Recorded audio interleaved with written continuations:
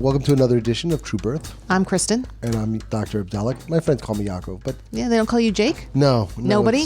No, they mispronounce Yaakov. They say Yaakov, which I don't like at all. But I do like Yaakov. Maybe in some other country. No, it's spelled that way. It's Y-A-A-K-O-V. It sounds like Yaakov. Yeah, it's like Yaakov.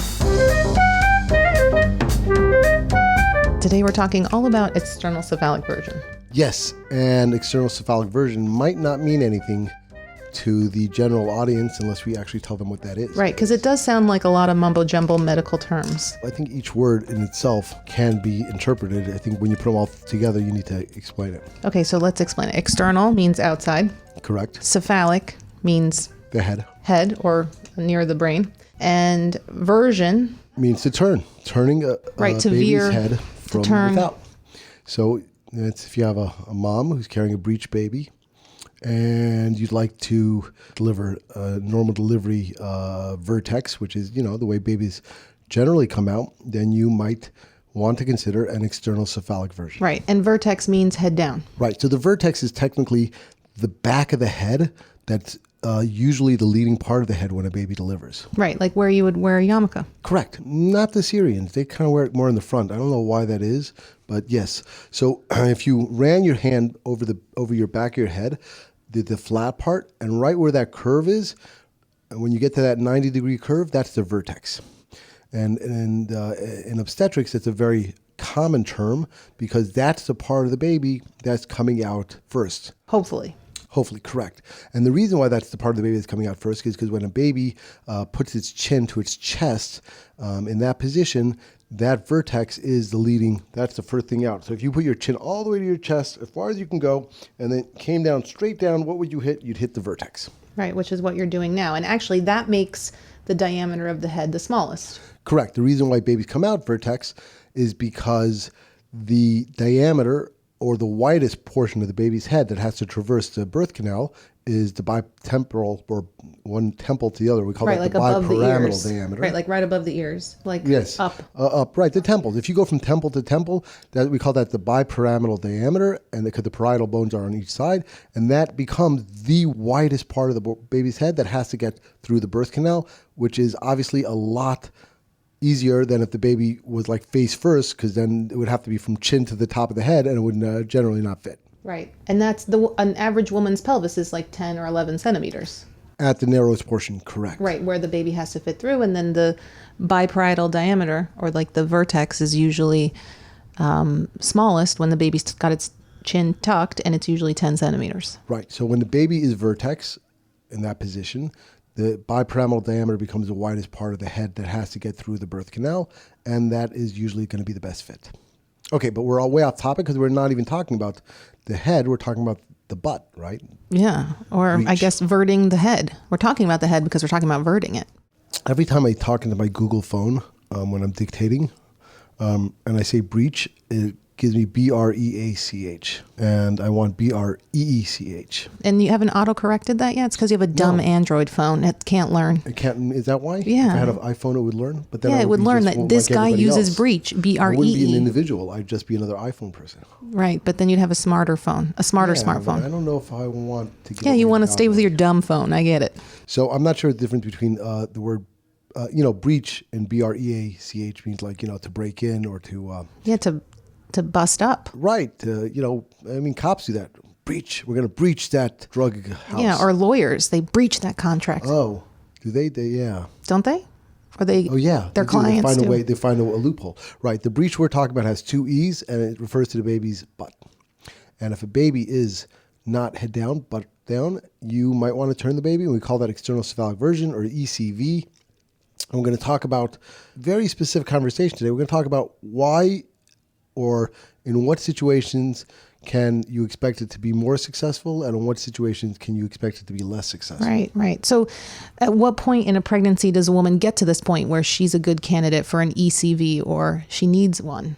So she doesn't need it at 14 weeks. Absolutely not. Okay. So that's a really, really good point. Let's talk about that. Why is it, people when I talk to my patients and I say, oh, the baby's breech, they always say, why? Why is the baby breech? And I'm thinking, what's a better question is, why is the baby vertex? Like, does the baby know which way is out? Are they like lining up? Like, it's almost my due date. I better line up at the exit. Like, like by the plane, when you get off a plane, everybody like angling for the front. Nobody ever angles for the back. So why do you think, this is a good question, why do you think babies are 96% of the time, even 97% of the time, head down at term? Actually, that's another good point that you bring up, because right before term, 7% are breech, and then 50% of them turn by 36 weeks. As you get closer to term, more and more babies get in the right position. Right. They get it. They're like, I'm getting big, and it's time to get out. Right. And I don't want to come out butt first. I want to enter the world head first. So I always thought it was the occiput or the vertex that we were talking about is the heaviest part. No. Why would that one part of the baby be heavier than the other? It's in fluid. The baby's technically weightless. But even when you have something in fluid, the heaviest part will sink to the bottom first. But the baby, everything in the baby, there is no air in any part of the baby. But in a past podcast episode, you actually brought this up, that a baby is getting, the proportion that the head is to the body is getting bigger, right? Correct. And so now the baby's getting bigger and the head's getting bigger. And this is the heaviest part. So I'm touching the back of my head. This is the heaviest part of the baby. So that's going to naturally, from gravity, move into that position. And then when it doesn't move in that position, it's actually being held back by something. Either the shape of the uterus, like a bicornuate uterus, is more likely to have a breech baby, or the cord is like a seatbelt. So I think you did mention several points I do agree with outside the heaviness thing, because baby is weightless and all the parts are the same water weight. The baby's head is continuously getting bigger, and the baby's continuously getting bigger. So now, you have a baby, and if you've ever seen an ultrasound at 10 weeks, 14 weeks, 16 weeks, you'll notice the baby is in a very large pool of fluid, completely free floating, and the fluid keeps dropping as the baby gets bigger, meaning the baby's body keeps taking up more and more space in there, so that even though everything is increasing, the whole space is increasing, the ratio of fluid to baby keeps decreasing until there's very small pockets and the baby is stuck in one position at term. And the reason why that position is vertex 96% of the time is because the baby will keep turning and getting bigger until it gets into a position where it is no longer able to turn. And what position would that be? Vertex. Why? Because the head will fit into the pelvis like one of those tools where you have different sized blocks and you put them in different holes, right? The head fits very nicely into the pelvis. And when the baby is small and there's enough fluid, it fits, but it bounces right out. Baby bounces in, bounces out, turns, comes back, bounces in, bounces out. There's a certain point the baby's head is so big and there's not enough fluid that's where it stops turning. So it's a beautiful system. Baby turns and turns and turns while it's growing until the point where it gets stuck. And that's almost always head down, because the head drops into the pelvis. Now the baby's, there's not enough fluid for it to bounce out, and it's stuck there. Right. So it's like flipping a coin, but the coin prefers to be head. Yes. Well, the coin would have to have different shapes for heads and tails. And yes, I wouldn't want to flip a coin like that, because that might be unfair to the other person. But yes. So that is why babies are head down, and occasionally a baby will be breech, meaning that the head is not down. And you actually mentioned one of the reasons why a baby would be breech. The shape of the uterus might be abnormal, so a bicornuate uterus. What other reasons would you think a baby might be breech? The cord. The baby gets stuck in the cord. Yeah, a lot of the literature doesn't really talk about that. Like a seatbelt. But we do know that sometimes if the cord is around the neck, especially more than once, it can be holding a baby out of the, in a bad position. In general, the idea is anything that messes with the fluid baby ratio or the architecture of what's going on inside, the landscape can affect the breech. So if you have too much fluid, because then it's almost like preterm where the baby continues to bounce around instead of getting into a position. Or if you have a placenta previa, because the placenta is now occupying that part of the birth canal where the baby's head should settle in. Or if you have a bicornuate uterus, because the which uterus, is the shape of a uterus. So why do you think this is really cool? Because I have a theory that nobody else talks about why a bicornuate uterus leads to breech presentation. Is it because the shape is really upside down? Okay, so it is because of the shape. I'm not sure, but you're saying could it indented? I'm saying if you think about it, why if the baby should just drop in, what's the difference if the top of the uterus has a bicornuate, meaning two horns, meaning that it's like a heart-shaped uterus. So instead of a nice rounded top of the top of the uterus, the most upper portion by the chest, that part is rounded. Instead of rounded, it's dented like a heart, and each side has a bulge, and we call that a bicornuate uterus, and it's much higher risk of having a breech presentation at term. And I'm challenging Kristin here to tell me why she thinks so.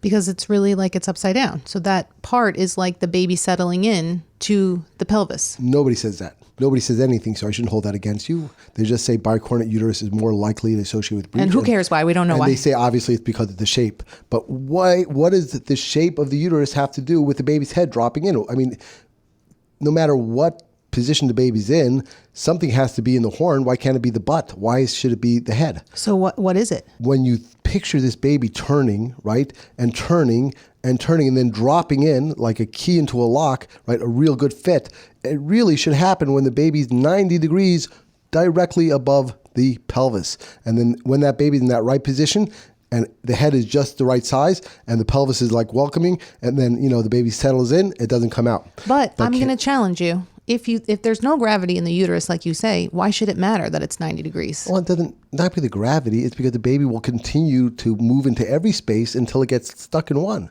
So it's not about gravity. Even if a woman was upside down, if a woman was able to carry her baby suspended by her legs, she would still be Vertex 96% of the time. But then why do those maneuvers work sometimes? What maneuvers? Like where they lay on the ironing board and they... No, we'll talk about them. And they work sometimes because eating jelly beans also works. Right, sometimes. and it's the same percentage, yeah. So just to clarify, what's happening is the baby's turning and then it gets right above the pelvis, and then because it's right above the pelvis and the head fits, it drops in. But if you have a bicornuate uterus, it can never be in that perfect up and down position because it's in one horn. It's either one, right. So the baby's always angled either to the right or to the left, and it's much harder for the head to drop down into the pelvis when it's coming from, instead of coming straight down, it's coming from 20 degrees or 30 degrees off the vertical. Right. So it's like it's on the 495, that highway that goes around DC, but it's always missing its exit. Your analogies are going to need some work.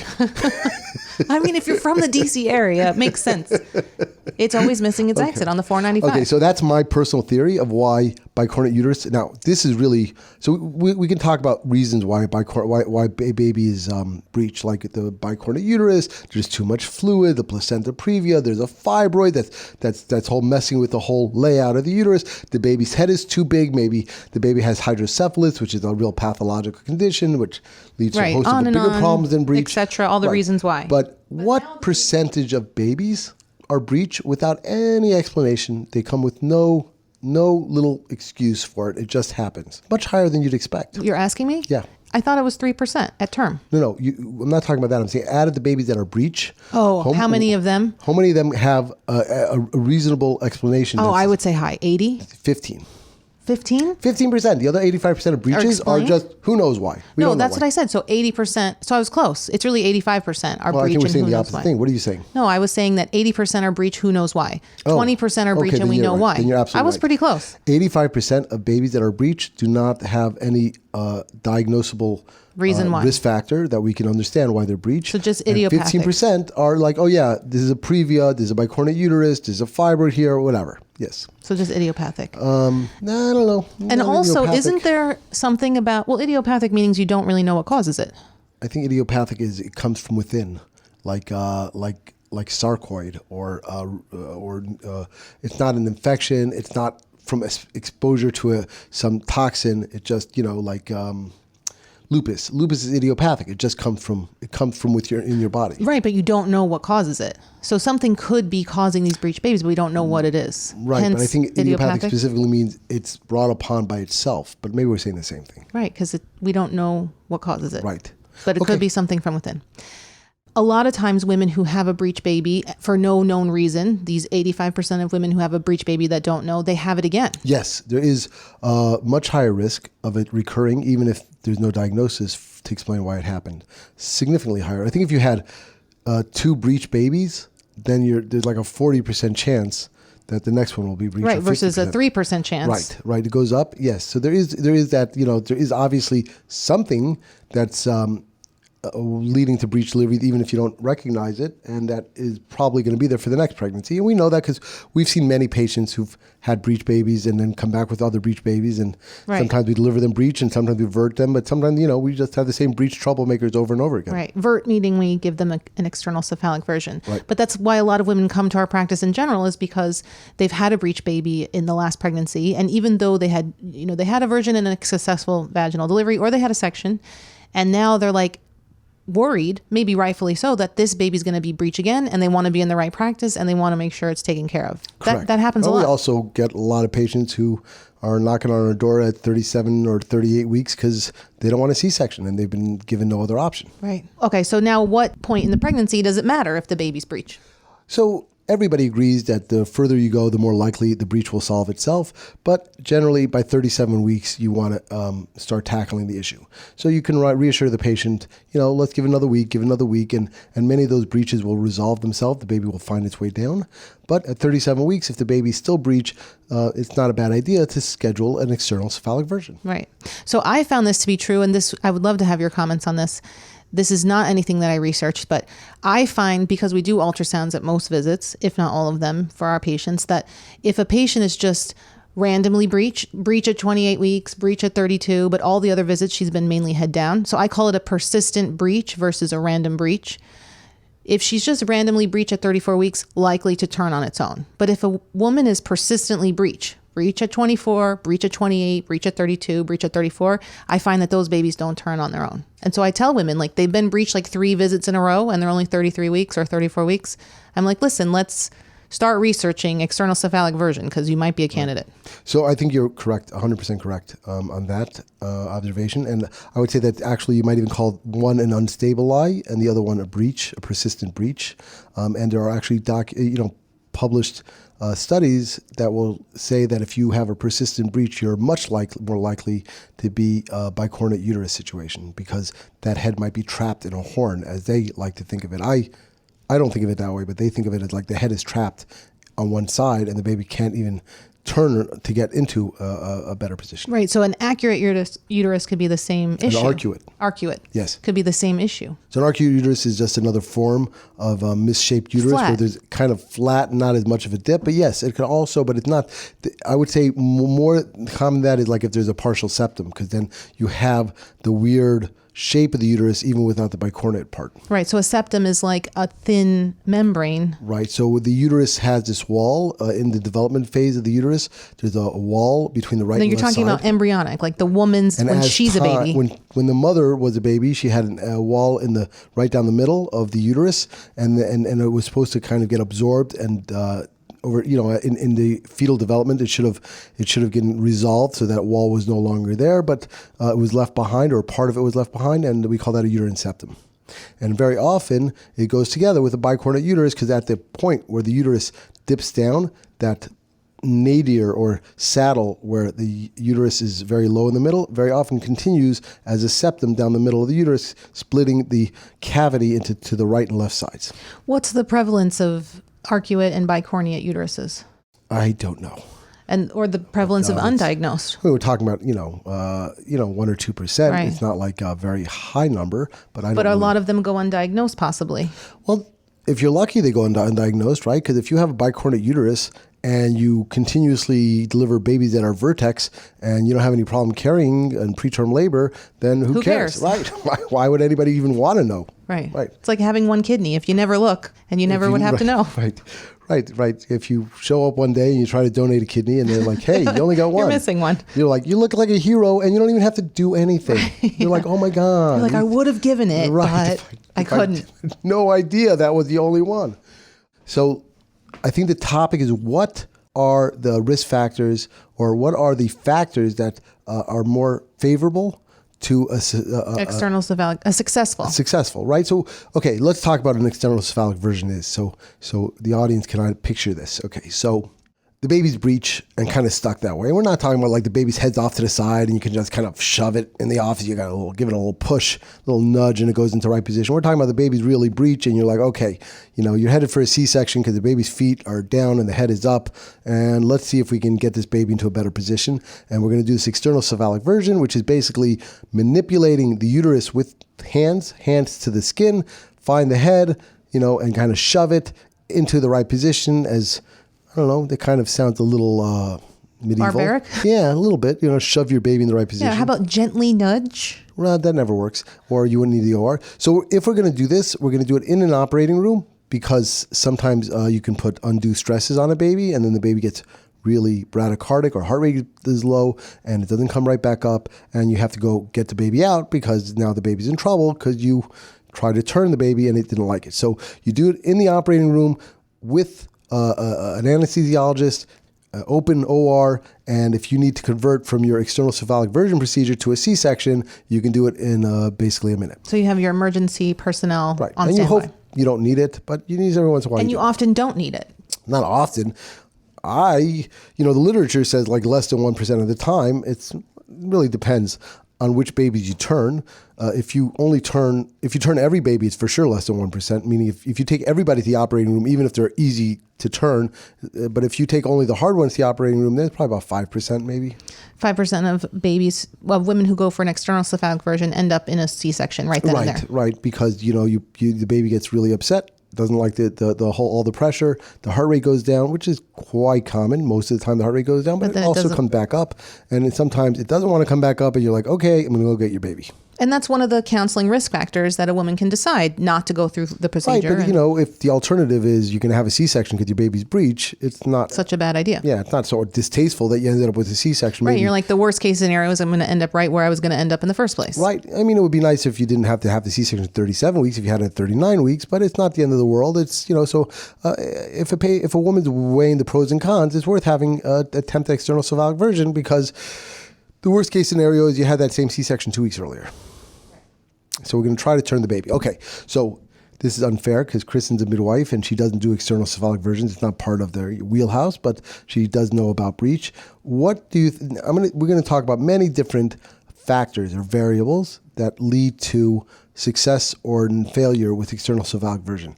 Very few are universally agreed upon, but there are 3 or 4 that are universally agreed upon. Everybody says in this situation, the chance of success is much lower. What would you think those are? So I'm going to go with enough amniotic fluid. I think that's important. Exactly. So oligohydramnios or too low fluid. Right. If you have low fluid, you are having a much harder time turning the baby. Almost sometimes it doesn't even pay to try.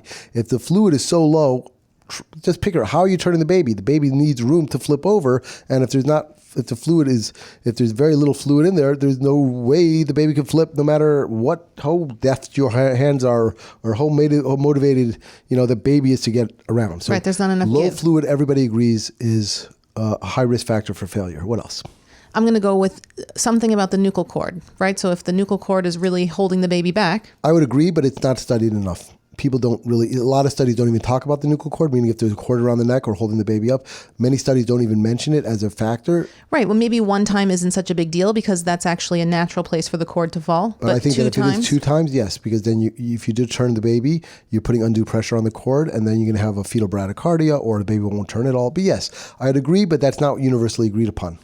Big babies are worse to turn. Getting close with the big, but... They're easier to turn? No. Big. Heads.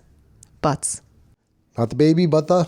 Oh, the mother, if she's large. Large mothers, right? Picture you're using your hands on this woman's belly and you're transmitting force across her skin, across the level of adipose or fat, across the fascia. Muscle layer, to the fascia, to the baby's head, right? And then you can feel the baby's head under those layers, and then you have to now manipulate that head. Now, if a woman's really heavy, right, if she has a lot of adipose tissue, it's really hard to manipulate anything. What about long torso? No. Or short torso? Does it matter? I'm not sure anybody studied that. Yeah. So they're the two major factors is oligohydramnios or low fluid, and maternal body habitus or obesity is much harder to turn a baby. Regardless of height? Regardless. I think so. I don't think anybody ever actually studied that. The third one, which everybody agrees upon, is if it's a first baby. Right, because the uterus is less pliable the first pregnancy. Right, less give. When you've had a few children, the uterus tends to have a lot more give to it, and there's a lot easier. That's why women who have many children are more likely to have breech babies. The uterus has more give to it, and they don't get into position as quickly. So you want to hear my analogy for this one? Because you love all of my analogies so much that I use it like a balloon. So the first time you blow up a balloon, you really got to struggle. You really got to use a lot of lung power and force. And the second time you blow up a balloon, it just blows right up. I'm shocked that is a perfect analogy. After your first two analogies, I gave you zero chance of success. All right, so there's hope for me yet. There is. We could still turn you. That is the perfect analogy. The first time you blow up a balloon, it doesn't stretch easily. It's not pliable. But then once it's been stretched a few times, it has much more give to it. So everybody agrees that if a woman had never delivered before, if she never had a baby before, it's much harder to turn her baby. So those three are very, very common. Other ones that would probably make the list if they were studied enough would be bicornuate uterus, meaning definitely harder to turn a baby with a bicornuate uterus, especially if the head is stuck in one of the horns. Some people don't even try. If the head is stuck really in there, like wedged jammed in there, don't even try. You're not going to get that baby to turn. And what about the back, the position of the back? Back up or back down? Spine up, People spine talk down. about that, but it's not so much the position up or down. It's the spine to the lateral, or is it to the anterior or posterior? So remember, you want to turn a baby. And you're talking about the baby spine, right? Right, the baby spine. You want the baby to roll. That's what like you do. somersault. Exactly, or reverse somersault. To do that, you're putting pressure on the head. You can picture yourself turning a baby to the mother's right or to the mother's left, but how do you possibly turn a baby and somersault it towards the mother's back or somersault it towards the mother's front? You so can't lateral do that. spine. So if the spine is anterior or posterior, it's not a good day to turn a baby. Like straight to the front or straight to the back? To the right or left, so that when you put pressure on the head, the spine will turn. The whole baby will turn. So that's how you'll counsel someone at 37 weeks. So I think we're getting through them because we listed the three big ones, right? Obesity, oligohydramnios, and bicornuate uterus, and parity. And then we talked about bicornuate uterus. You brought up fetal spine. Most papers don't even talk about it. Most studies, for some reason don't focus on that. What they do talk about is breech or the presenting part fixed. That's what they talk about. Let me ask you a question. This is a tough question. So you're talking about the butt. What's harder to turn, a frank breech or a footling breech? And explain to the audience what the difference is. A footling breech is when the feet are down, coming out through the vagina, through the birth canal. Not coming out, but yes. I mean, they would be coming out if you were in labor. And doesn't mean the baby's standing, more like a Indian style sitting, like kind of squatting with the feet first. Right. And then a complete breech would be that the legs are up by the head.